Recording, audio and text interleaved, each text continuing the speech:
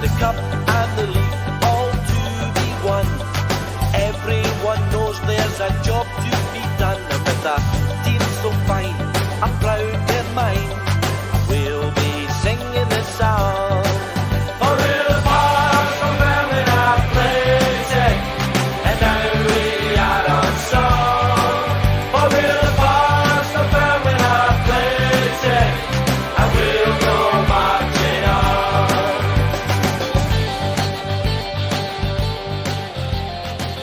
The Dunfermline Athletic Former Players Association podcast is sponsored by Starnut Apparel. Affordable and stylish clothing born on the terraces. Listeners of this podcast can get 10% off their order by using code PODCAST at the checkout. Just head to www.starnutapparel.co.uk. Welcome to a journey down memory lane that's sure to ignite your passion for the club we all adore. This is Walking Down the Halbeath Road, the podcast that reunites us with the legends who once graced the pitch at East End Park. I'm your host Mikey Mokkiewicz, and I invite you to lace up your virtual boots as we step onto the hallowed turf of Dunfermline Athletics history. This podcast is your ultimate destination for all things Dunfermline Athletic former players, and we'll be sitting down with the heroes that made our dreams come true, scored unforgettable goals and carved their names into the hearts of Pars supporters. Each episode will deep dive into the stories that shaped their careers, from their early days to the highs and lows of football, from promotion battles to cup triumphs. These players have witnessed it all, and now they're ready to share these memories, the dressing room tales and insights with you. In this latest episode, we speak to Bonar Mercer, who had 2 spells with the club. The first as one of a group of talented youngsters who tried in vain to prevent the club from being relegated in the early 1970s. And then returning to the club as part of Harry Melrose's promotion-winning side of the late 1970s. Bonar's a local lad who joined his boyhood heroes from Dunfermline United and played in the first team until going to university in 1973.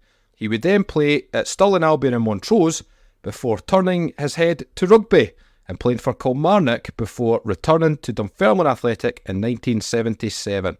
He was a robust and wholehearted fullback with a turn of pace and powerful shot. He made 212 appearances for the club. So sit back, relax as we walk down the Halbeath Road with Bonar Mercer.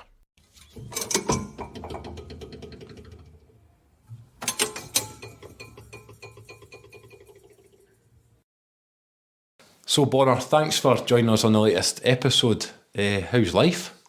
Life is good. It's sunny today, so playing golf this afternoon, so life is wonderful. Brilliant, mate. Superb. So we'll start right at the very beginning. You were born in January 53. So tell us a little bit about where you grew up in Dunfermline and a little bit about your early days. Well, my parents called me Bonar, and when I was growing up and speaking to people from the West, they used to call me Bonar, and I was born in Dick Street. So, I mean, what kind of start did my parents give me? But yeah, we lived in a prefab before we were sort of rehoused. That was the post-war sort of accommodation that the government gave out to people. So yeah, grew up there, went to commercial school. Used to run down to the school in the morning, non-stop, run back up for lunch, run back down after lunch, and run back up at night. So I don't know what it was, but I just had the feeling that you're not allowed to stop on the way down to commercial school. Was that the original commercial school, the one that's the original one? Yeah, off Eastport. Yeah. Yeah. It's now a car park, I think. Yeah, you're right. Tower House, I think. What was your early memories of football and playing football as a kid?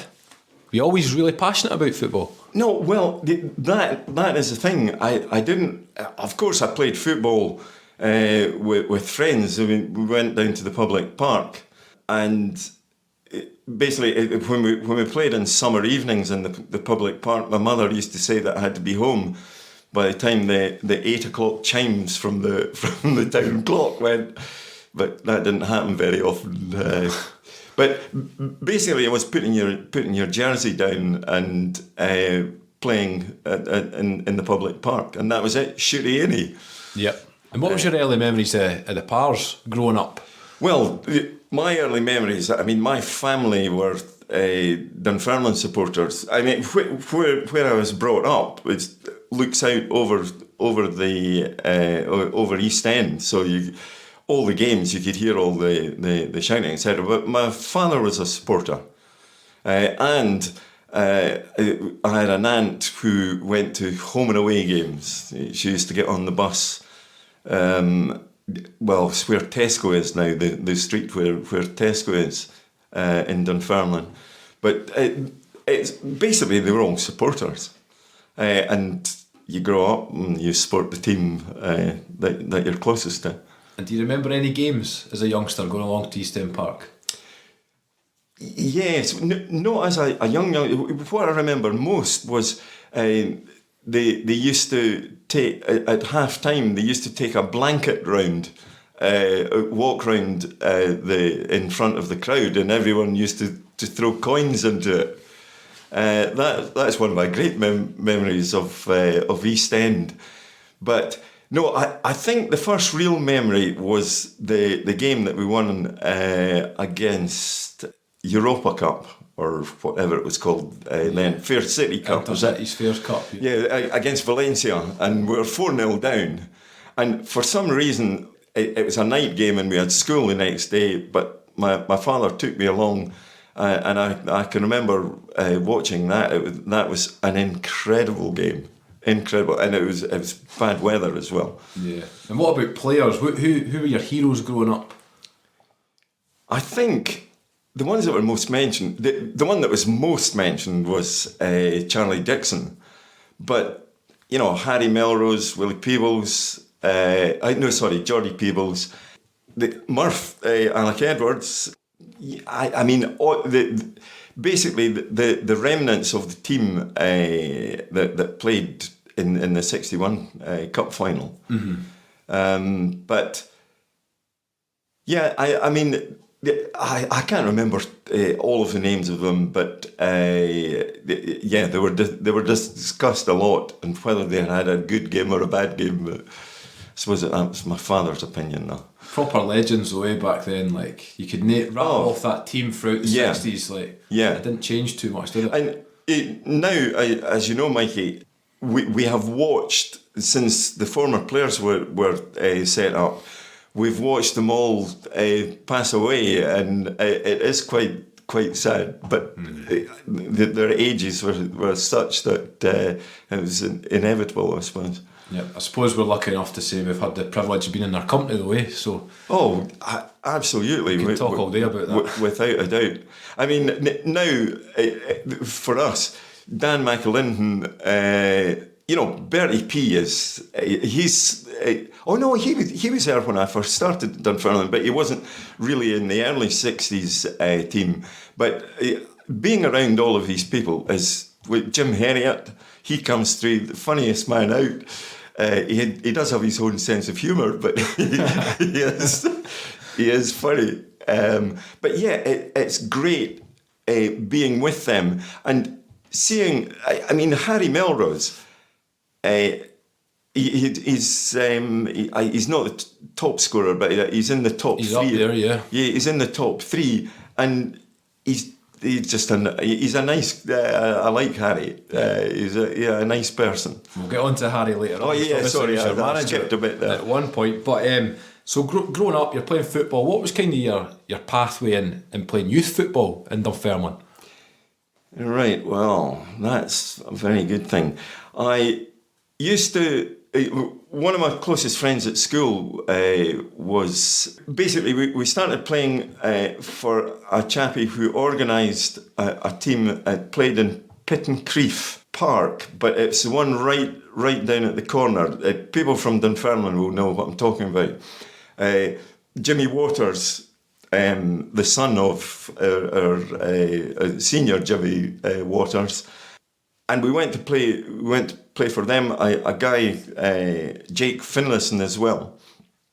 And we just went. He used to take us over to Edinburgh, and we played Edinburgh teams. And that really was my first experience of being a team together because you travelled. We went the train over to Edinburgh, and you played, and sometimes we would go out to the cinema in Edinburgh before we came home. So that really was the first experience of like a team spirit. Mm-hmm. And it's good to get on with other guys. But at that age, I think at that time, I was sort of 12, 13. But I had earlier been involved with something else that took over my life as well. And I'm not embarrassed saying it now, but it was ballroom dancing. Right. Which I got into at a very early age, and everyone takes the mick out of me now because of that. But if only come dancing or whatever, it's strictly dancing. Yeah.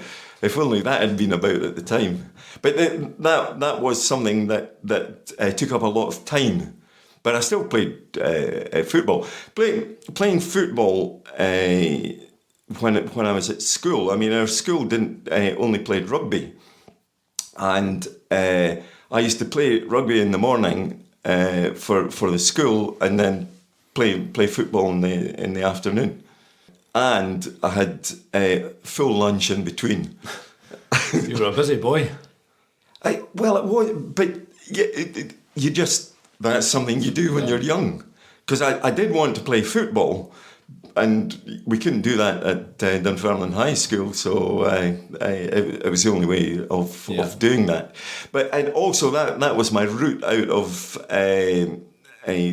ballroom dancing, if you like. I mean, I was reasonably successful in that, but not stuff that would get us on television. But there just came a point where I said, "No, Mother, I'm playing football now." Yeah. And we just went over to that. Kenny Thompson was at school with me, and we started going up and doing a sort of athletics training with his father, and up at Town Hill.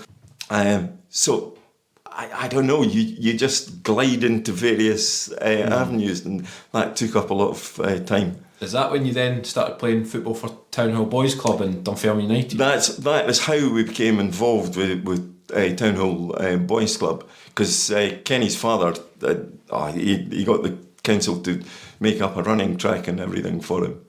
But yeah, that was how we became. That's how we became involved with Town Hill Boys Club. Yeah. Tell us a little bit about Town Hill Boys Club in Dunfermline United, because back then it had quite a link with Dunfermline Athletic and a history of bringing through players, didn't it? It did. Leash, because of his birthday, it's not the fact that he's younger than me. No, but he qualified to play in the year below. And, I mean, we didn't really know each other all that well then, but Leash came in and he was playing in the year below us at Town Hill. I don't have huge recollections of it, and I can't remember the transition when we moved from Town Hill Boys Club to go and be signed up with Dunfermline and play with Dunfermline, who had to be called Dunfermline United, because you weren't at that time. You weren't allowed to say that you were attached to a senior football club. Mm-hmm. But I can't remember. Some of the guys that played for us, a few of them came and played for Dunfermline United.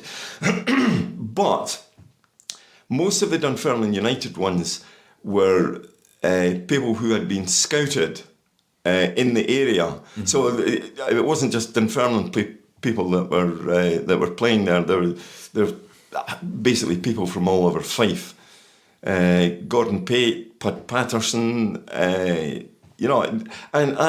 it was a good team. We played well. We won. The final was played at East End Park, but we won the whatever the Scottish Cup was of that youth amateur competition was. 3 down at half time, by the way. Wow. 1-4-3. What a comeback. A heck of a comeback. Can't remember any of it. Am I right in saying then, round about that time, is that when you started playing schoolboys football for Scotland, or did that come a little bit later on? Well, what happened was, in playing for Dunfermline United, I was chosen from that to go to play for the Scottish amateur youth team. And that was it. And Kenny Thompson and I went through all the trials, etc. I mean, the Scottish schoolboys, they love a trial. Mm-hmm. And there was a trial for sort of East Dunfermline, a trial for West Dunfermline, and then it went out to all over Scotland. But Kenny, for some reason, and he was just so much better than the centre half. His name I've forgotten, but I played with him again at Darcy. Right, was his name, but he was just huge, and I think that's what the schoolboy team were looking for then. But at the end of the day, I don't think I would have played for the schoolboys, but because I had played for the youth team, the schoolboys said, "Oh, right, he must be okay." And I played for them. And we played against England down south. We played, the youth team played Derby County, and about 6 weeks later, the schoolboys played at Leicester City's ground against England, and we beat them twice, which was magnificent. Yeah, away from home. Who else was involved in that Scotland team in that? Or who did you even play against that went on to have good careers? Yeah, I can't really remember. I can remember tackling one guy who had kicked me earlier in the game at Derby County, and I put him right over the fence. And he was in with the crowd, but I can't remember. Jim Pearson, I think. No, Jim Pearson was in the schoolboys. He went on to play down at Everton, etc. The guy Darcy, he went on to play for a few teams in Scotland. There's a guy called Jim McSorley, who a lot of them went and played for a lot of Glasgow teams, because they were all most of the teams, either Scottish schoolboys or the youth one, mostly were from based in Glasgow. But I don't think there's Eric Carruthers played for the youth team. And he was tipped to go on and do great things for Hearts, but he didn't really. He didn't really do that. But these are the main. Jim Pearson is probably about the most successful ones from these teams, anyway. Brilliant. What an experience, a young boy going away down to England and travelling about to play football. Must have been quite surreal. It is, but Mikey, you do these things, and it's like being in a bubble. They all happen. You get all the paperwork, you get the letters, and you get excited beyond belief. But it was just something. Right, tomorrow we go down to England, and you go and you get on with it. Yeah, you don't think about it. It's just part of your life at that point. You don't think about it. I mean, I can remember when you go to your bed the night before. It's the same with the bigger games. If you're playing, well, no, it wasn't. It was any team really. You go to bed and you think, how the hell am I going to get to sleep? But you do, and then you get up the next day, and then it's time to go to the game, and that's your mind is based on that, or focused on it anyway. And then a wee bit past that, April '68, you were showing me the letter from George Farm earlier, so he then wants to sign you on a YTS for Dunfermline. So how does all that kind of come about? Can you remember? Was there other teams looking at you as well? There was a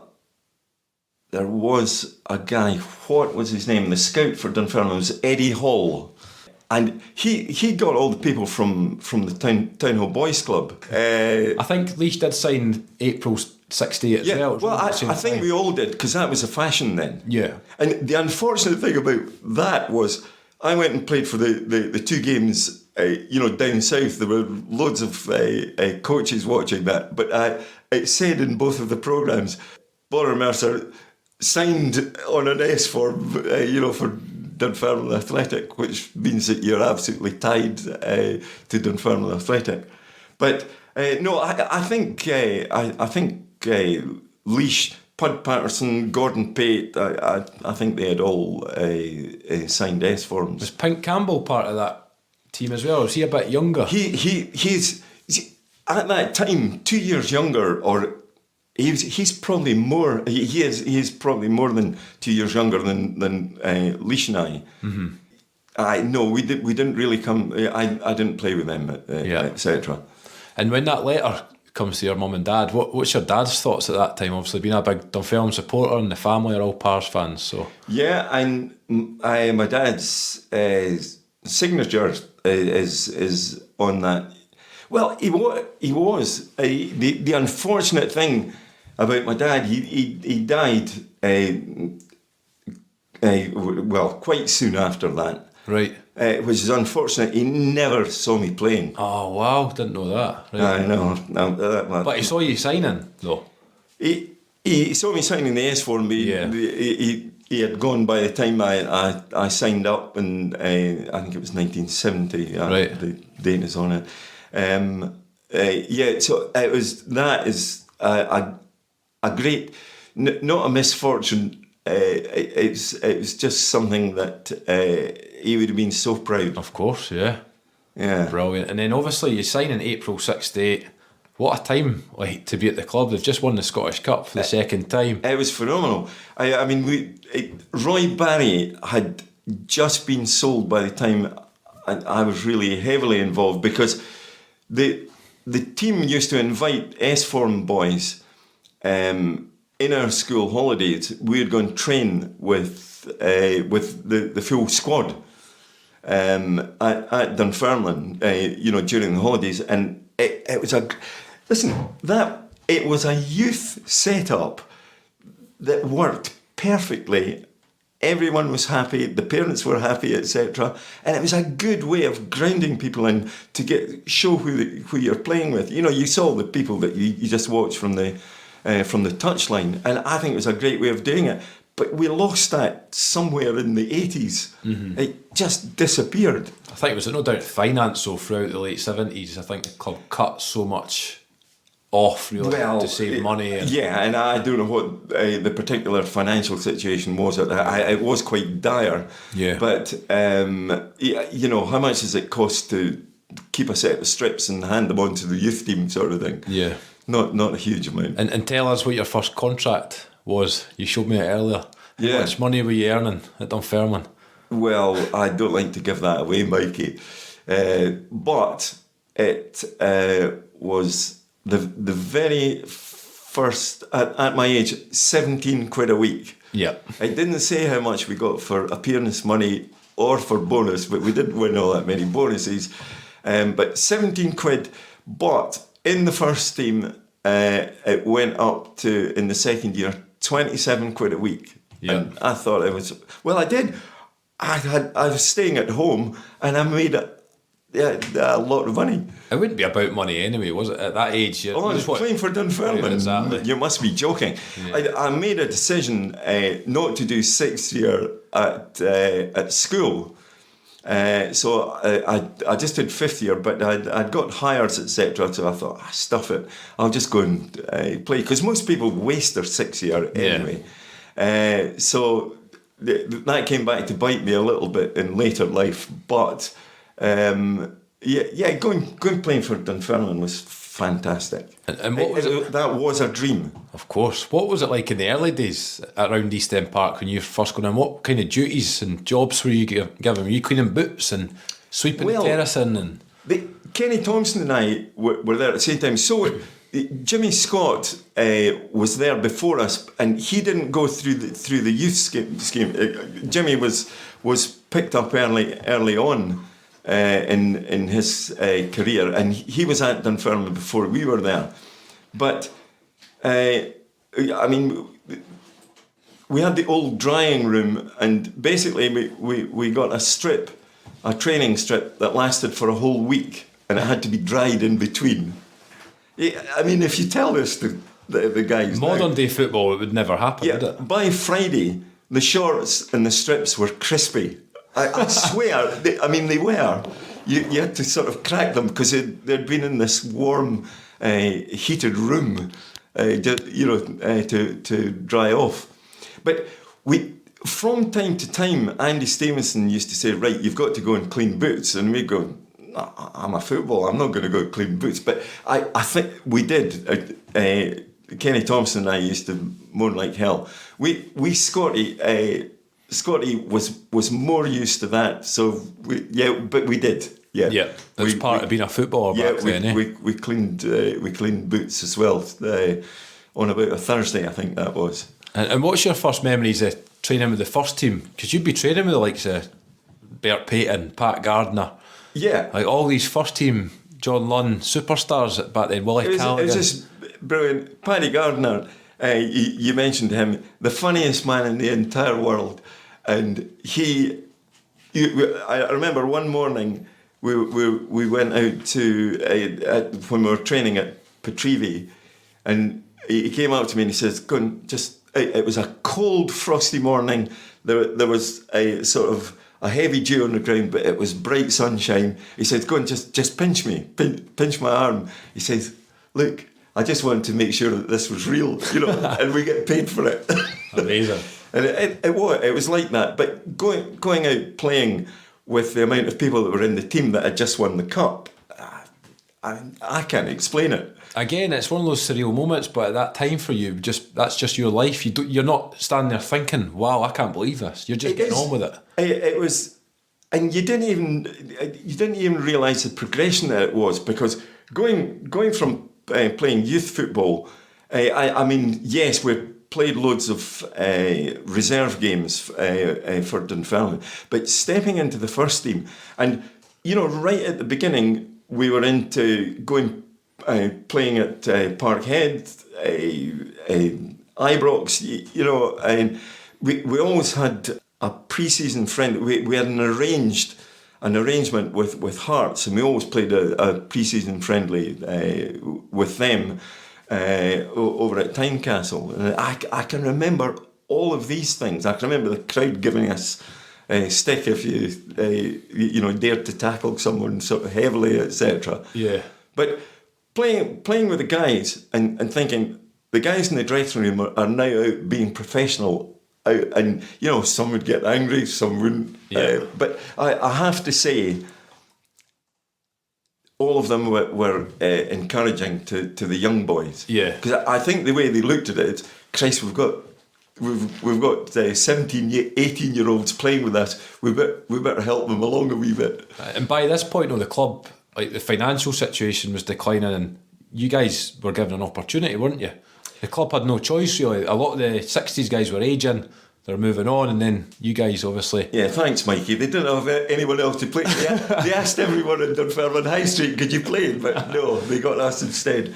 But the club obviously showed great confidence in youths at that point, because a lot of you guys were coming through and playing regular. Yes, but I mean, at one time, 5 of these boys, Gordon Pate, Pat Patterson, myself, Scotty, Kenny Thompson, Leash, although he was younger, he came on and got into the team as well. And they were playing, and we weren't getting beat, which was a good thing, but it was all caused the financial situation, and they had to sell. Alec Edwards went to Hibs, and anyone that had a hefty contract financially had to be put out of the ground. It had to be sold. Sold an asset. Yeah. And what the guy that signed you, George Farm? What was George Farm like? You hear numerous stories. He's a bit of a Marmite character. Some guys really liked him, other guys didn't. So what was your opinion on him? Yeah, well, to me, he was the manager of Dunfermline, and he managed all. So he was not maybe not quite godlike, but certainly aloof-like. I remember he had a Rover 2000, and I thought, God, how do you afford to have that? It was great being a manager, but. No, I mean, it was funny. You saw George Farm, the manager, and at that time, managers were treated with great respect, especially for the 17, 18-year-olds. But the rest of the team treated him differently, and maybe not with so much respect, let's say. And could you feel that in the dressing room as well? Was there always that kind of awkwardness and Well, it was. I think it was more arguments about what the bonus is going to be this week, and they're not giving us all that much, etc. But once again, we were young boys, so we weren't really part of that. The manager left a message that after we were training at East End, so it must have been late in the week. We just did running around the track on a Friday or something, and there was a message saying for me to go and see the manager. So I went up and I knocked on the door, and then I opened the door and went in. There was no one there, so I went back to the dressing room, and they said, "What was he saying to you then?" And I said, "Well, he wasn't there." And I think it was Willie Callaghan said, "Did you look behind the door when you went in?" I said, "No." He said, "No, he normally hides behind that if he thinks Roy Barry's coming." Brilliant.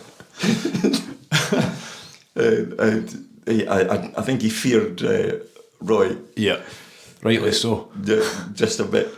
But I mean, all of these things were just done. It's another part of your life. It's the same for everyone in the world. You know, if someone that gets promoted at work, you just go in the next day and you're promoted and you do, that job. Yeah. Do you remember when George left the club? I think Alex Wright then comes in for a little period. Yeah. What was that kind of time like, that transition? Well, it was quite good because Alex Wright was into he was taking over a whole load of youths, but the people that he brought in were younger as well. Peter Miller came in at that time as well. With a few, yes, Peter Miller was Peter Miller, but there wasn't really for me. There wasn't a great transition between George Farm. It was just a case of getting on with it. I mean, we weren't doing too well in the league, so he was basically on survival tactics. I'm trying to remember. John Cushley came in. I can't remember exactly if that was when Mr. Wright took over. But, that made a big difference to the club. I can't remember what date it was when we played West Ham. So the West Ham game was 9th of August, 71. 71. You make your debut in that friendly, so yeah. Let's chat a wee bit about that. That's true. What's your memories of that day? Well, it's not great, but it was, once again, something that we had done often. The team went to the city hotel for food before we went to any match, and once again Kenny Thompson and I were invited to go and just be with the first team, etc. And it was a pre-season friendly, so it wasn't really something that you that was a big deal. And anyway, John Lund became ill. I think after he'd had some food. And the manager came and said to me, "You're going to have to play." So, but I never thought. I thought, "Oh Christ, I've had a full meal." Yeah. And he said, "That doesn't matter. You still have to play." Change days with the old dietary requirements now and sports science. It's completely different. And just jumping forward a bit. The first person to broach upon that subject at Dunfermline was Hugh White. Believe it or not, that's another story. We'll get to that. Yeah. So then you're playing. Who's in the West Ham team that day? Oh goodness. We've got the team lines here. Yeah. We can rattle off some proper legends. Harry Redknapp, Frank Lampard. Yeah.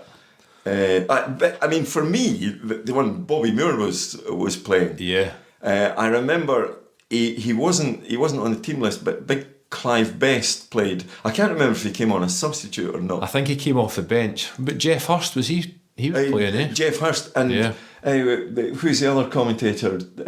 Martin Peters as well was there. Yeah, another World Cup winner. I mean, it was all the people that I'd seen winning the World Cup. I mean, it was just beyond belief. And the thing is about that particular game, I was playing up against a guy, and I cannot remember his name, but he was the fastest person that I'd ever played against, and there were a few fast ones in the Scottish League at that time. But he was the fastest person I'd ever seen.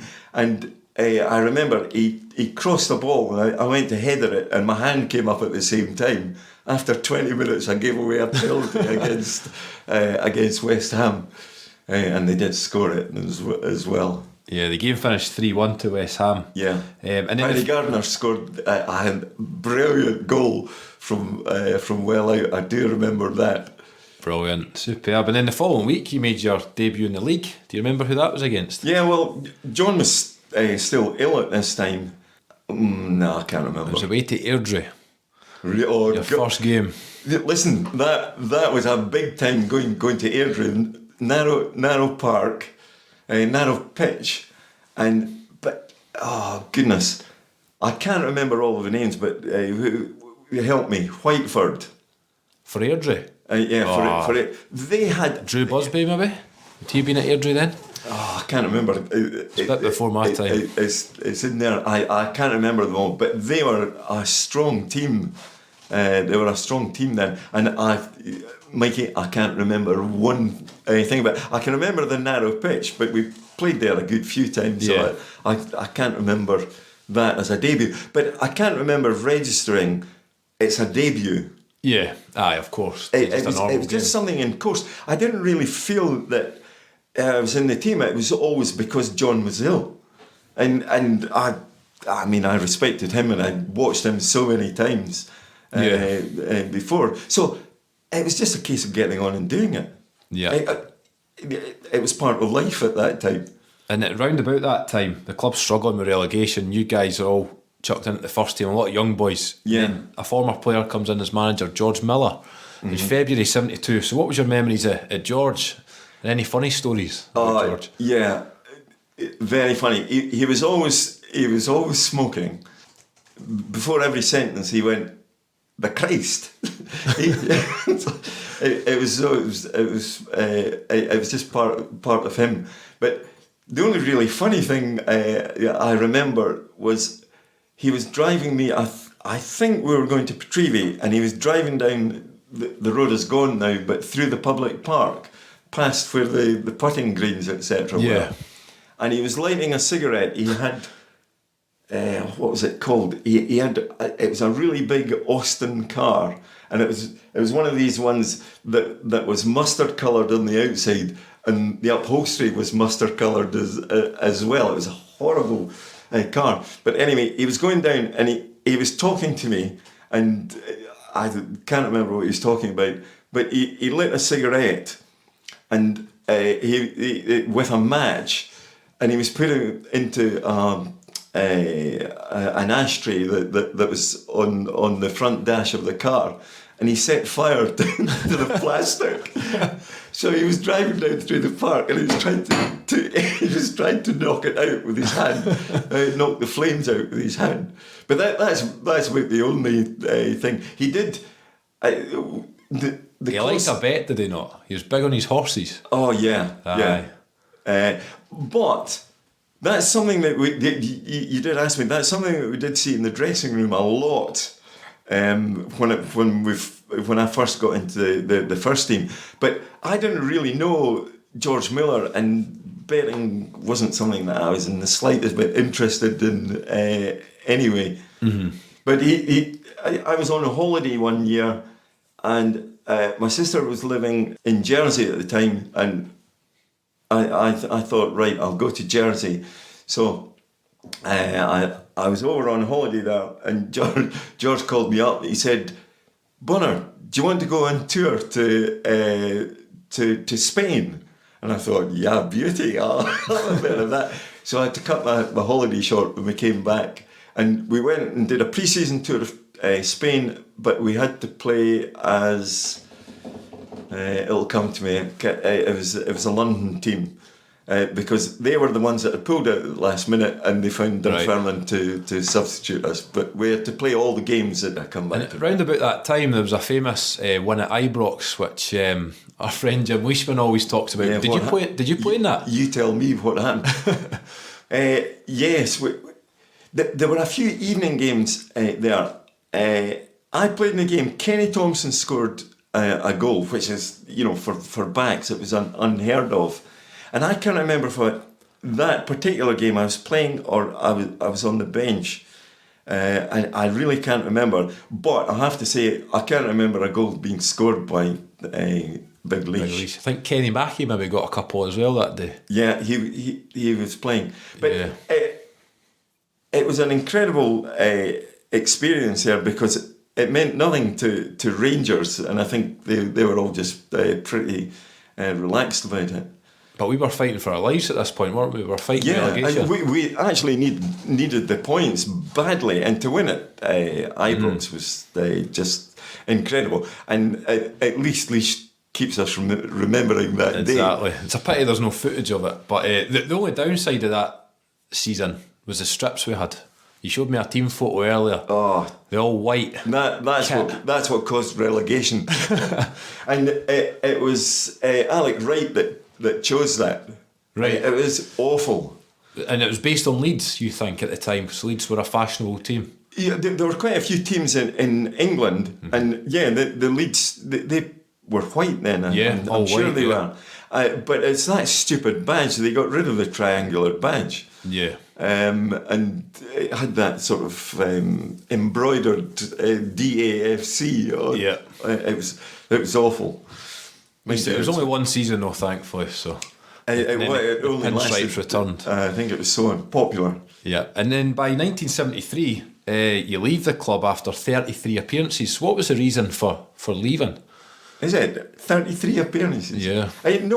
Basically, I was going to get sacked at the end of the end of the year. George Miller, when a new manager comes, luckily we were kept on when Alec Wright took over from George Farm, but George Miller came and I wasn't going to be his first choice.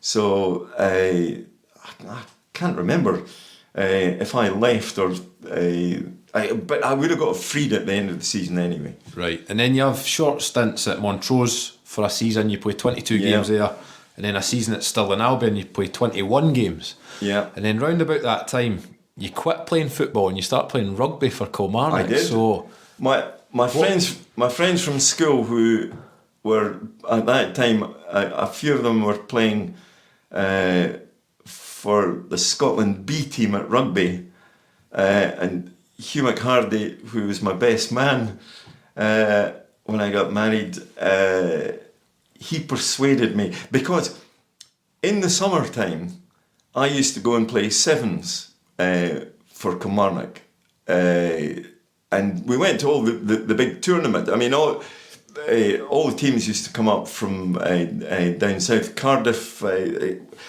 I played against all the top Welsh players at the time. I'm hopeless with names, but I can't remember all of their names. But all the ones that were, saw on television every week, sort of thing, they came up and played in the sevens. Most of the big tournaments were in the Borders. So I used to go and do that. And then I got fit. I was playing for Stirling Albion, and there was a change of manager halfway through the season there, and I actually scored a goal, and I couldn't even celebrate it. I was just so fed up with playing football. And by that time, going and playing for Stirling Albion, I was a bit fed up with all of that. So I went and played rugby for about 2.5 seasons, I think. Yeah, and round about... Oh, no, it was less than that. Round about that time, your life's busy, you're starting to venture into business, you go to university, so tell us a little bit about all that stuff. Well, I decided when I left Dunfermline that I better educate myself. And I was quite lucky, I was able to get in. I got into Edinburgh University, that was my first choice. So I got into Edinburgh, and just basically I started off doing a computing degree, but given that I didn't know anything about computers, I mean, Mikey, you will like this. We were working on a 1-0 writing. You know how I used that every program it still is a 1 or a 0. Mm-hmm. But Edinburgh University had their own they had their own language as well. Right. And I just didn't, it was awful, I didn't enjoy it. So I swapped my course on to doing economics, business studies, which I quite enjoyed. Yeah, and round about that time as well, a lot of people probably don't know this, but you opened Dunfermline's first unisex hair salon. That is true, and that was going to be open with Barry Mitchell was going to do it, but he got transferred to Aberdeen, so he said, Bonar, I'll not do it now. But we made all the contacts, so I thought, yeah, I'll do that, and I had enough money that I could go and do it myself, and it was unbelievably popular. Goodness, I can't remember his first name. A guy called Smith. He worked with Greens, but he stopped doing hairdressing and became the main DJ in the Belleville at Dunfermline, where I got to know him. And he said, I want to get back into hairdressing. So he came and worked for me, and you've no idea how busy we were. It was in Bruce Street, wasn't it? It was in Bruce Street, yeah. It's still there.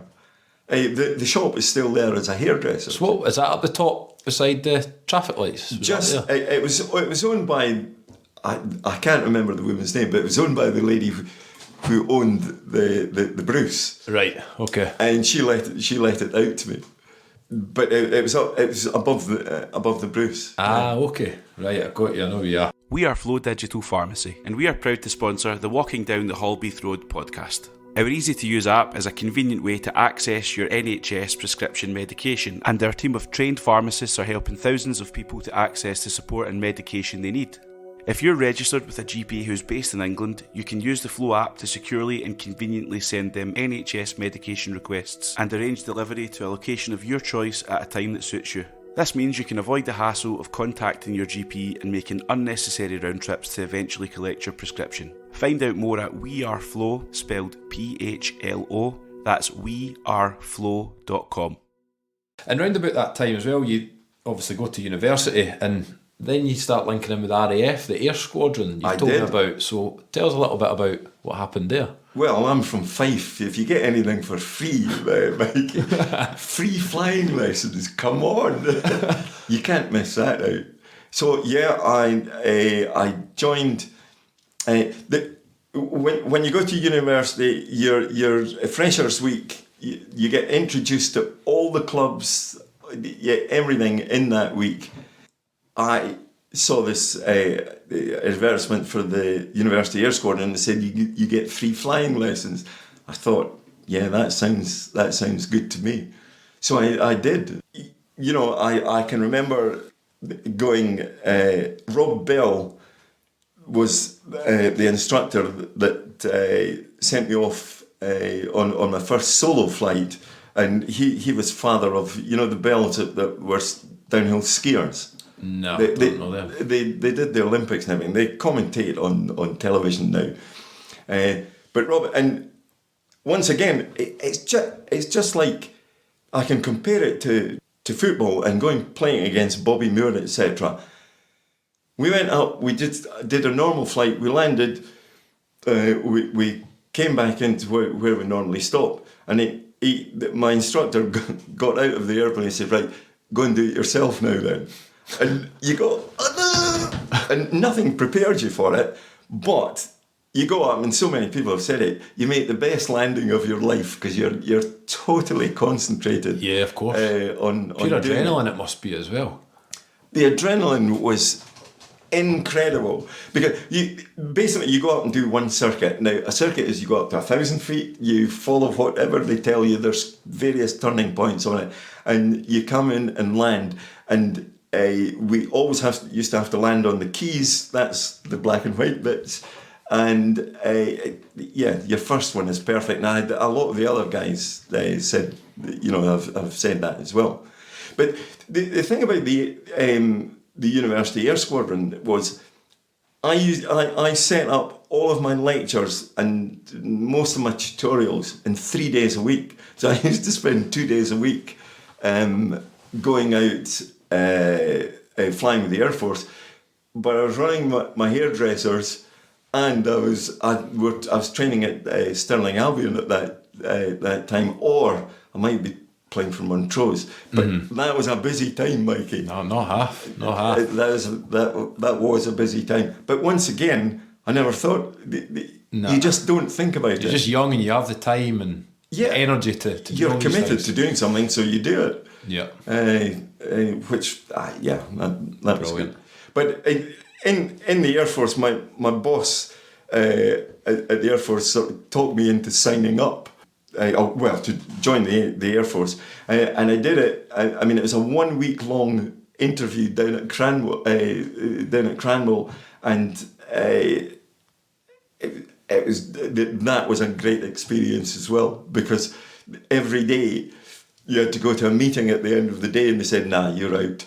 You're out." Were you tempted at that point to maybe join the RAF? No, I did join the RAF. You It probably cost me a joined. fortune getting out, by the way. No, I did. I was an orifice in the. Right. No, when you're at university, you're an officer and you get treated like one, but you're not really, sort of thing. But after university, I went and I started my course at Cranwell, and I thought, Christ, this is going to cost me a fortune to get out. Of this, and I thought better do it sooner rather than later. And then, That's when Harry Melrose was manager. yeah, so 1977, you rejoined Dunfermline. So how did that all come about? Well, I was playing rugby for Kilmarnock, but because I knew everyone at Dunfermline, I was training at Dunfermline. To save me going through to Kilmarnock, every night, because I used to go through a lot, and it was okay in summer, but in winter it wasn't so great. So I'd been training there, and I think Harry didn't have a left back at that time. Although I've never been left-footed. The only reason I ever played at left back was I played it for the Scottish youth team at left back, because the coach there said, "Look, that guy can't kick with his left. The right back can't kick with his left foot. So will you play at left?" Because we were both right-footed fullbacks. He said, "Will you play?" And ever since then, I was looked upon as being a left back. But it's never easy. Kicking on your left foot is one thing all the time, but tackling on your left foot is not the easiest thing in the world to do. That's how I came to sort of play at left back. Brilliant. And then Harry Melrose, you mentioned him earlier, he brings you back to Dunfermline. So what was Harry like as a manager? Harry was brilliant. We used to send Big Sultan in to do any negotiations if we were playing any of the big teams for a bonus. But every time Big Sultan would come back and say, "Nah," he said no. And that was Harry. He just said no. But he was sort of straightforward, etc. But he was a nice guy, and what he did respect was we had Bobby Robertson, Hugh White were medics. I've forgotten his name. The club were part-time at this point as well, weren't they? Yeah, they were part-time. But Harry was sympathetic towards the fact, if you needed a night off, if there's an exam the next day, not so much for me, but for Bobby Robertson and Whitey, he was sympathetic towards the cause. Yeah. Who else? We had a dentist. What's the winger's name? I cannot remember. Watson. You'll hate it, yeah. Kenny Watson. Yeah. Kenny Watson. Who else was at the club at this point? So a lot of the guys then for the Halcyon days were long gone. A guy from Dunfermline, Cuthbertson. Can you remember that? I don't know that name. He was a banker. Mike Leonard. Aye, the striker. Yeah. With McNaughton as well up front, wasn't he? Rod McNaughton. Correct. That's right. And as you know, we had a 50-year reunion. Yeah. And they all came. It was brilliant. all football players say this. You can not see someone for 20 years, and you get back into a conversation with them after 20 years, and it's just like you've been speaking to them yesterday.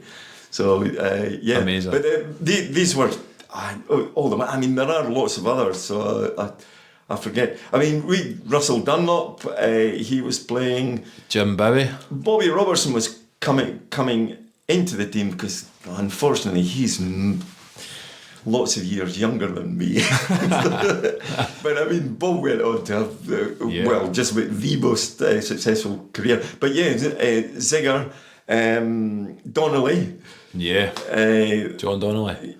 No, Paul Donnelly. Paul Donnelly. I mean, we're great team, yeah. And there was a guy called Hall that came in. He was a forward, but there were a couple of forwards came and went round about that time. The second time I was at Dunfermline. Yeah. There's a game I want to ask what your memories are. May 79, a 1-1 draw with Falkirk for promotion. What's your memories of that day? I remember Sultan having to go off after, I think it was about 17 or 20 minutes. Bobby Robertson had to move into the centre, and not long after, I can't remember if we lost the goal before John went off or after. Yeah, we went 1-0 down, didn't we? Yeah, and it was a stupid goal that we lost to. So, I mean, we were completely and utterly up against it. And I can remember my vantage point at left back was him, Jim Scott, hit a ball from outside the box. I don't know where the Falkirk goalkeeper was at the time, but there was the fullback or the centre half was on the line, and he jumped up and he made it look as though he was headering it he just tipped it over the bar, but everybody screamed that it was handball, and it was. Yeah. And we were given it, and then we watched Major go up. I swear all of us turned away when he was taking So it was quite late in the game kick. as well, wasn't it? I think it was like the 79th minute he scored the penalty. I mean, it was probably just more than halfway through the second half, but by that time doubts are creeping in as to will anyone score? And I mean, Falkirk had quite a good forward line at that time as well. So Bobby Robertson played great moving into centre half, etc. But we just listened to see what the crowd were like when Major took the penalty. Mm-hmm. And what was the feeling like at full time, winning promotion? Yeah, I can remember there were people coming out. It was at the time when there were steps down to the park, and we came out of the middle of the stand. I can remember people running over, and I can remember I ran over to the dressing room as well. But I think we stayed out on the park for ages. I really don't have a clear memory of what went on, but there was a great deal of celebration though. Yeah, a few glasses of champagne, I'm sure. Aye, correct. A couple of years later, there's another game that I wanted to ask you about. October 81, Hibernian in the East End, and there's a famous Irishman playing for Hibs. That's right. What's your memories of that Mr. George Best. The only memory for me is George Best got the ball round about where the team came out, sort of on the halfway line, but right out on the touchline. And he did look over this way. I was marking the winger, but I was miles away from the winger because there was no chance. And he just pinged this ball, which was only about 2 feet off the ground, straight to the winger. It was just absolute, just brilliant. And he was probably drunk at that time because he really did turn up drunk for a lot of the Hibernian games. And he used to fly up from London, didn't he? He didn't stay up here. He just flew up for the games and then away again. Peter Cormack. I became friends with Peter, who unfortunately he's not well, let's say. But he used to look after Bestie, and sometimes he took him to his house. He lived in a new house in Edinburgh at that time, and he used to. Well, he didn't make him, but made arrangements for him to stay at Peter Cormack's house at that time, because that was him on his way back from being famous as well. But he stayed with him. I don't think Peter Cormack was playing in the team at that time. Right. But he was up there and had a house in Edinburgh. He's told, I can't remember all, but he's told stories about Bestie, while we've been playing golf. And he really was drunk when he was on the park. And he didn't come in till, if he was staying in Edinburgh, sometimes wouldn't come in till Christ knows what time in the morning. Yeah, can imagine. And then round about that time, Andy Rowland comes in as caretaker. Harry's away. Yeah. And then there's a bit of a couple of years, Pat Stanton, Tom Forsyth in the early 80s. What's your memories of that kind of time? There's loads of transition. Well, it didn't seem like a huge transition. Andy Rowland, the major, he wasn't. He became captain on the field, but it was quite natural for him to take over. He was at the end of his career, and I don't know. It was just a natural step for that to happen. But he was always operating under the cloud. Harry might have come. I mean, Harry was ill. He might have come back. So I don't think he ever felt secure in what he was doing. But I think once Harry was sacked, he sort of took over. But Dunfermline were still looking for another manager. And then Pat Stanton comes in. Then after that, Pat Stanton came, and I think he tried to make the place a lot more professional, but he certainly wanted. It wasn't so much Pat Stanton. It was what was the guy, Stewart? That was his. George Stewart. Yeah, I've heard the name. Yeah.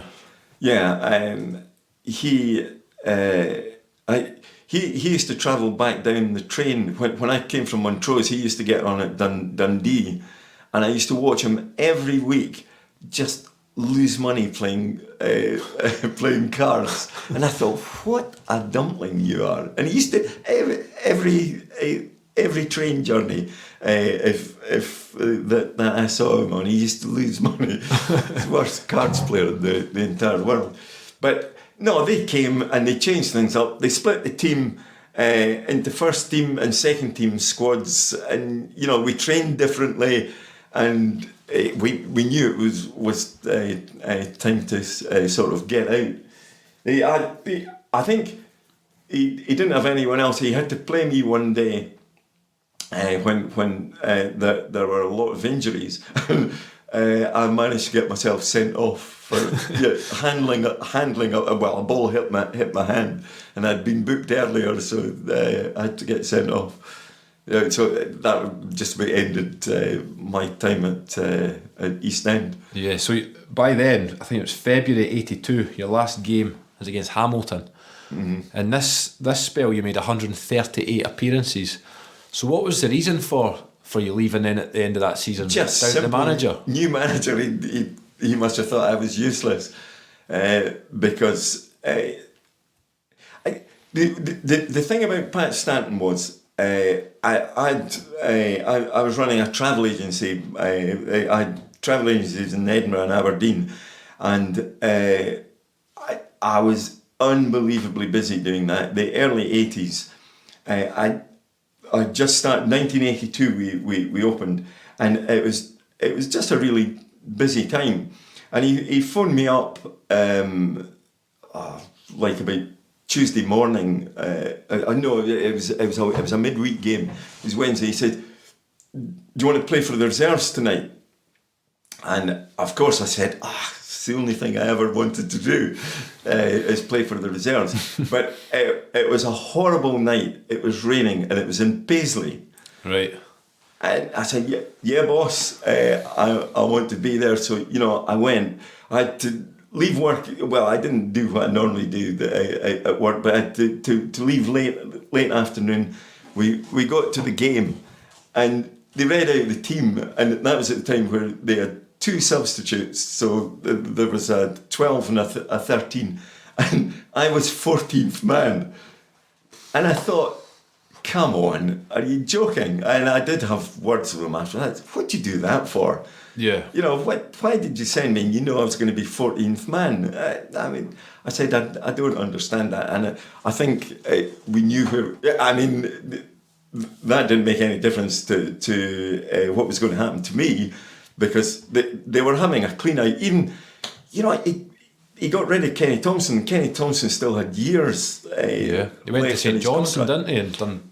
I think I mean, the good thing about Pakistan, he brought Nori. Yeah. Who just went on to have success after success. But he obviously made the decision, right, getting rid of the old guard and guys, because he would have seen it. We played against, Kenny and I probably played against him the first time we played for Hibs. And he had just made up his mind that he was going to make big changes. Yeah. And I don't know what the team was okay. He was just a terrible manager. Yeah. I mean, no one respected him in the dressing room. It was a difficult period for the club, wasn't it? It just didn't seem to be clicking at all. It was like he was a panic buy by the board, and it was a name that came in. But I swear we used to sit around the dressing room and we would have little wagers on what his first words would be, and they were always the first words. See this team here? And he pointed his thumb towards the opposing dressing room, and we were going, aye, they're much better than us. But he didn't have the same respect as other managers that I'd experienced before. Because I played under 5 managers. Yeah. At Dunfermline, which might be one of the only records that I ever hold at Dunfermline. But no, it was a change of great transition. But just come back to, you just get on with it. Yeah. It's what happens in football. And if you fall out of favour with one guy, we all know now, possibly in retrospect, you're best to get out. Yeah, and plus you're saying you were so busy out with football with your business season. Well, I was. Yeah. I got an offer. I got an offer from Halbeath. The manager came along to see me and he said, "Do you want to come and play for us?" And I thought, Central Park, wet Tuesday evening training. I said, "No, I'm going to retire. Thank you very much." Good decision. You mentioned the 5 managers there. Who was the best? For us, definitely Harry. Yeah. But Alec Wright came in and he had this youth policy.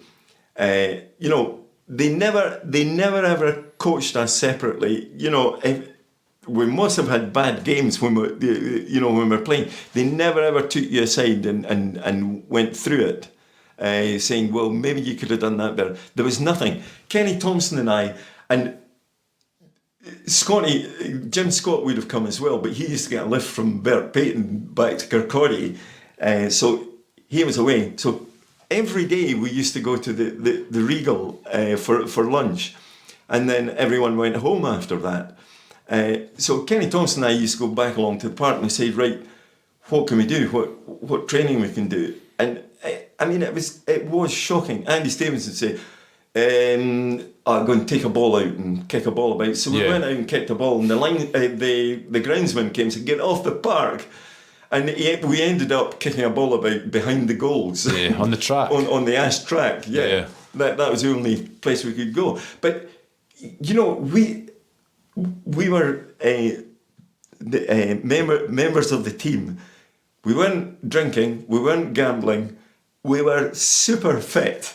And we were absolutely eager to become better, and there was just nothing. There was no coaching. You realise that in retrospect, but you didn't realise it while it was happening. But to go along in the afternoon, we were bored.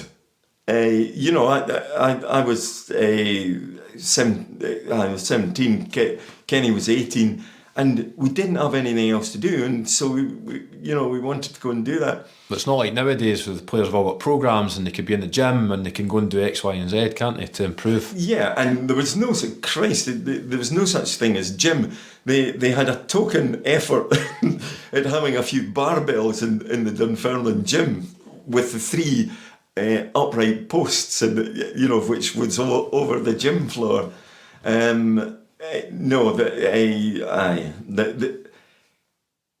Alec Wright must take some responsibility for that, because they were supposed to be, right, we're going after the youth, but they didn't look after us. They were from the West, so they were away home anyway. Sort of mid-afternoons sort of thing. How do you think you would have fared playing today, coming through at 17 years old? When you watch the Pars now, do you think you would have done okay? Or? Yeah, it's a completely different game, and yeah, you would play according to how you were coached, and there is so much more coaching now. I mean, even the computers that they were, going home and getting up on your mobile phone and someone saying to you, well, you didn't run very far, and you didn't make so many tackles, and you didn't make so many successful passes. Yeah. So it really is a different form of life now. But I don't know. Who knows? We all think we're better than the people on the team, but it's great to watch it from the stand now. Yeah. And it's a hell of a lot easier. Brilliant, mate. So reflecting back on your career and obviously your time at Dunfermline, Yeah. what's your memories of playing at the old East End Park with the steps and the 3 doors, the terracing? Well, these are the steps with all the memories. I was like the famous photograph of Roy coming down with the cup next to McNeil. I mean, that is an iconic photograph. But at that time, because we were part of the youth team, that was probably before we had April 68. Yeah, so Kenny Thompson, all the young boys were allowed to go and stand on the steps, behind the dugouts. So I do remember these parts, but there are various points that you remember about the big teams coming out before we had got into the team. But all memories of Dunfermline are great. The only poor ones are going up to what was the pub up the Paragon. Going up to the Paragon when you're lost. That was a nightmare doing that. But back then as well, the players always would go up to the Paragon. It's a different culture now, obviously, with drinking and stuff. Yeah, but you guys would always go and socialise with the supporters, wouldn't you? Yeah. A lot of the guys used to go up and talk to people, etc. Well, we all did, but not for a long time. But they all. It was good that the fans were able to speak to the people that had just lost on the park or won. Whichever way. Yeah. Brilliant. But, yeah. What would you say was the biggest challenge in your career? Football-wise? Yeah, playing career, yeah. I think the biggest challenge is when the manager signs another player that's in your position. You don't concentrate in a way they think, right, I'm going to go and play better, but it does concentrate the mind. And whether that pressure makes you play better or worse, remains to be seen. But these are the main pressures. Apart from that, there was no great, there wasn't a great pressure. Not at all. It was great being with the old Dunfermline team, and the second time when I played, they were a real good. Everyone was pals. Yeah, you could see that, like you said, with the reunion at the end of last season. I mean, they were, and people were so pleased to come along to that. Yeah. And made a big effort to do it. But that was the best team, and Harry has got to take some of the plaudits for that, because he made it possible for that to happen. Yeah. And the ill feeling did creep in towards the end, but that was just certain players that came in who will remain unmentioned. Yeah, we'll keep the names off this. Who was the best player you played with, would you say? Or against? Or against, yeah. With or and against. I mean, George Best, yeah. And I couldn't tell you because I can't remember much of the game against West Ham. But Kenny Dalglish, he used to just glide in, and you know, if it wasn't necessarily man marking, but if he came into your area where you're marking, he would just glide off you. And then all of a sudden you go, oh Christ, he's over there. Yeah. And you'd have to get to him. But honestly, there were loads. Willie Henderson, the Rangers. It was just great to be playing against them. And I think Jimmy Johnson. Yeah, Celtic, Jimmy Johnson. Yeah. He was mesmeric. And he was jinky. Were you man marking him as well? I was absolutely man marking him. Or trying. I tackled him on the Celtic side across from the main stand, and I tackled him once quite heavily. And boy, what an amount of stick and stuff getting chucked onto the park and everything. Holy jinx! But they were okay, and they were honestly quite respectful to being such a young player. Yeah.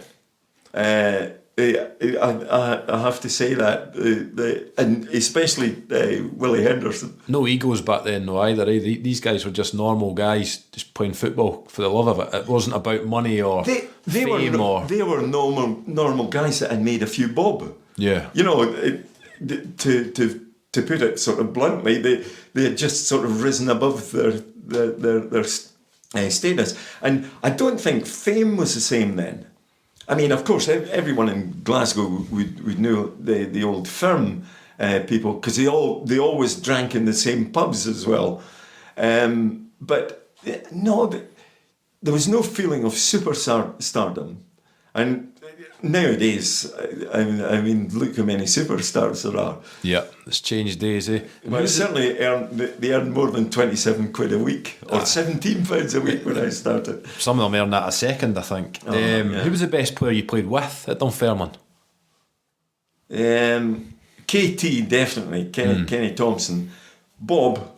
Big Sultan. You know, Jim Brown, when he was the youngest fullback, and I was the youngest fullback in, what was the old First Division. I can remember we had a really good friendship. You know, not just playing football, but Bertie P was a great player. But unfortunately, by the time I was getting into the team, he was having I mean, he never played as well as he did before that. He break his leg, didn't he? He broke his leg. Yeah, and our training regime and his recovery, I had to lend him my bike to be able to go out and get some strength back into his leg. That is how ridiculous the situation was at Dunfermline. But Bertie P.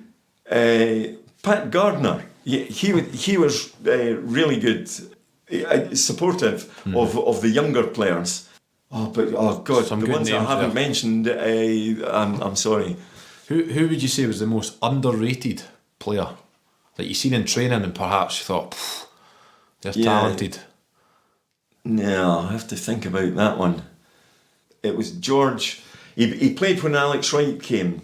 He played inside left midfield, and he had just incredible skill with his left foot. He was all one-footed. Yeah. But he was a guy that he was a really good player, and probably in amongst all the other people that were in the team at that time, he never sort of got top billing, but he was a good. I cannot remember his other name. That's terrible. It'll come back. It'll come back. What was your favourite game you played in? Is there one game that stands out? Yeah, against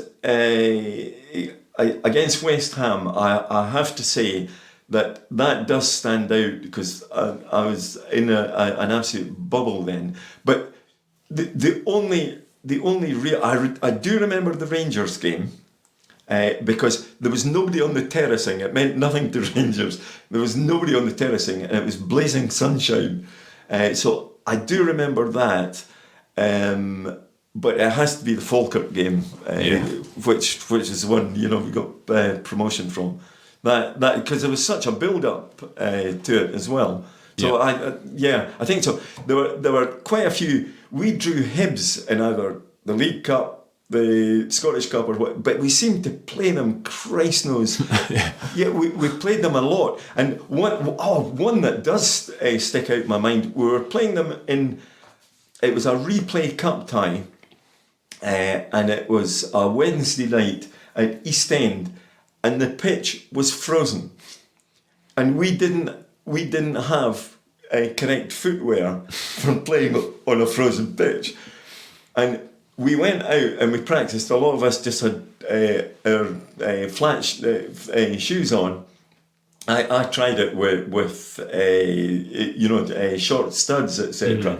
But it was impossible, and it was like a skating rink.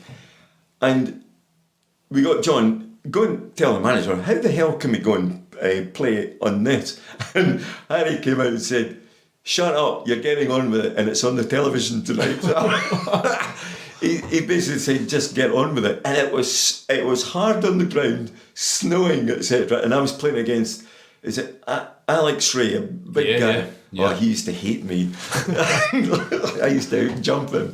But no, I do remember that game as well. And we were beaten, I think. It doesn't ring a bell, that one. No, but it was, that was an awful game. Nice one. What was your proudest moment as a footballer?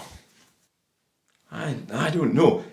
Playing for the Scottish youth team was great because you got to wear the actual strength that the Scotland team wore at that time. Getting a cap for that, that's a proud moment. But that happened so early on. In football, I think sort of winning promotion the second time that I was there, it was just all part of it. Being part of the team and making good friends is what you remember. And not by any means all of them, but a lot of them are still good friends. Yeah, I brilliant, have mate. to say.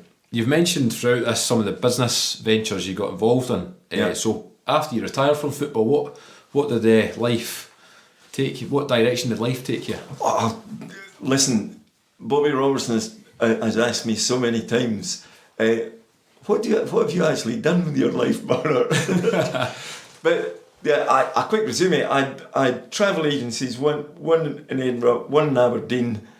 From that, I bumped into some people who, well, basically this guy had married a Russian woman because he used to go over to Russia. He was involved with the British Army, and he used to go over to Russia. I won't go into any details at all, but I got to know them through a printer who we mutually used. And to cut a very long story short, I went over to Russia and met a whole load of people, and it was just when Perestroika was happening in Russia, and it really was old Russia, and communist Russia.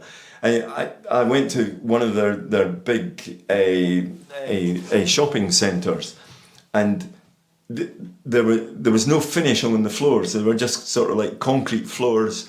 And there were all these people going about an old-fashioned dress, a Russian dress. And, you had to go out and speak to a woman, and you got... I was buying some toys for my children. I had to get a slip from her. I took it to someone in another corner of the shop, and I paid her some money, and then she gave me another slip. Then I had to go to another place to go and pick up the item that I had bought, and it was just so labour intensive. But it was old-fashioned Russia at that time. That was just off the square in Russia. There's a big shopping centre. It's still there, but it's all been modernised and westernised now. But we brought hundreds of Russians over to Britain. I put them into fee-paying schools, and although we put quite a lot in England, I tried to bring them up to Scotland because it was easier for me to manage them then. And things just progressed. Even now, we still have some Russians, and we still have some that are in university right now. But I'm still good friends with the very first Russian boy that I brought over here. They went to Fetis. Right. Before he was expelled, though. We'll not talk about that. Something else you're really involved in is the Former Players Association. Yep. So tell us a little bit about your role there and some of the activities that goes on with the former players. That was at the time. Chris Wishart was friends with Bob Story, and they approached myself, and I can't remember if Whitey was still playing at that time. No, he wasn't. No, not that. What am I talking about? Yeah, they came and said, "Look, we're looking at starting up a former players association," and because I had really dropped out of touch with the football, just with being involved with my own business ventures, I had lost touch with Dunfermline, and it was almost impossible, to come over and watch a game, etc. And you weren't made to feel welcome, etc. So we started it up. I think it was 2008. 2009 it officially launched. It officially started. Yeah. And from then on, we struggled to find a purpose for the former players. But what we did, I think about the first 4 years, was we just sponsored the youth setup that we had at that time, and we paid for their lunches, and it was just to try and help the young boys who weren't earning much at all.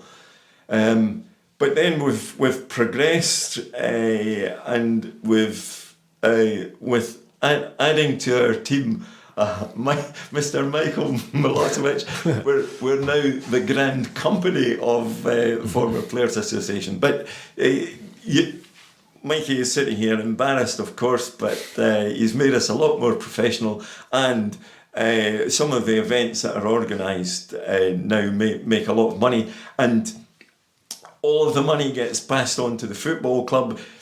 In football terms, it's not a lot, but we've paid over £17,000 over to the club for buying things various. From pants to towels to from food, underpants to training gear, goals. Yep. Half socks. Yep. Yeah, we've bought a lot of things, but we did buy the analysis camera, which is a large expense, and training bikes, and we'll continue to do that. Yep.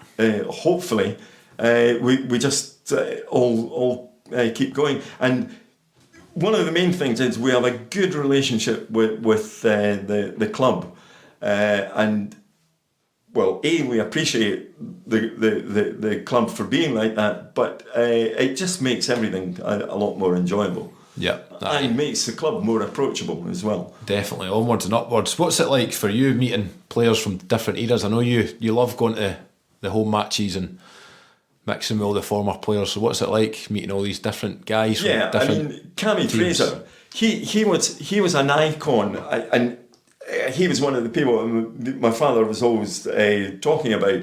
But obviously, he had gone by the time that I got involved. But Cammy is an absolute gentleman.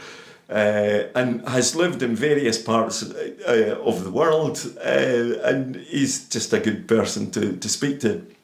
But Jim Herriot, we don't see them very often these days, but Jim Herriot is another one of the old school ones. Yeah. But some of the people, Eddie Conaghan was over at one point as well. Now, he was just a name to me, but it was Eddie Conaghan because he played in the 61 Cup final. Yeah, indeed. A hero. Yeah, and just to be able to speak. But when you meet them in later life, they're just ordinary, they're just another person. Yeah. But it's so good to speak to them and hear about some of their memories as well. One of the things as a supporter for me, and I think other supporters will agree, it's great to see former players in and around the stadium on a match day. Yeah.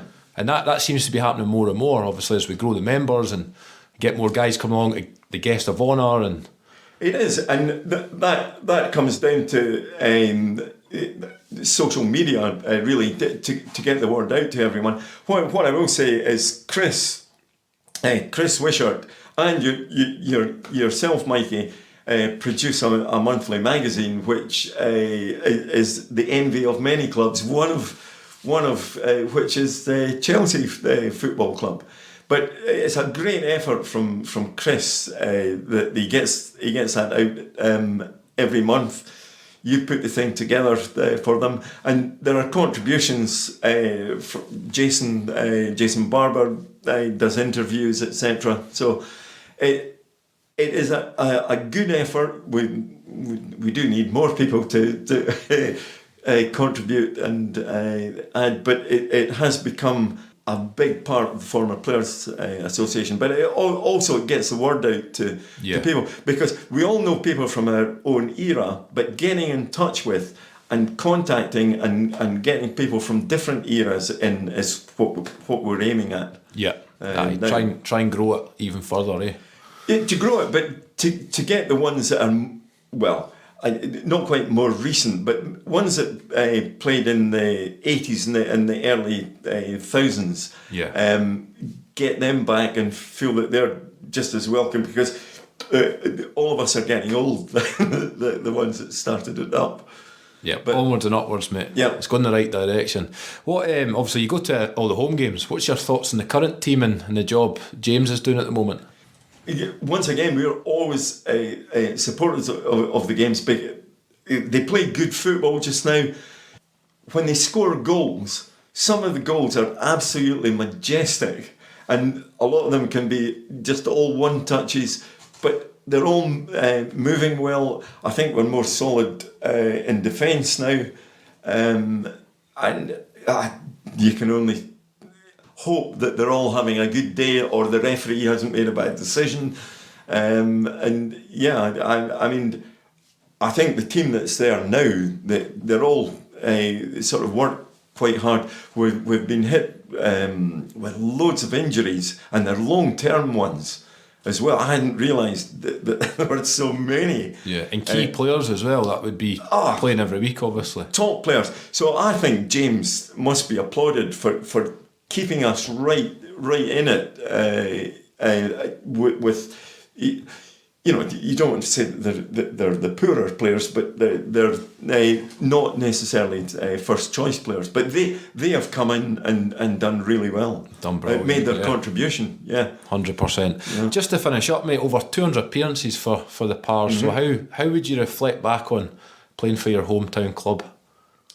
I would reflect back and say, I wish I'd been coached better. I don't know if I could give them any more effort, but just the most enjoyable times of your life. I mean that completely. And meet up with people that become friends for life as well.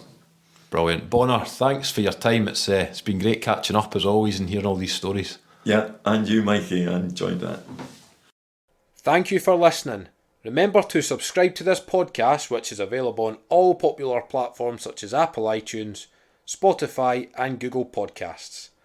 Thanks to our guest in this episode of Walking Down the Halbeath Road, This podcast was produced by Jan Motkiewicz and music supplied by Stuart Dusty Miller. We look forward to speaking to another former par in the next episode.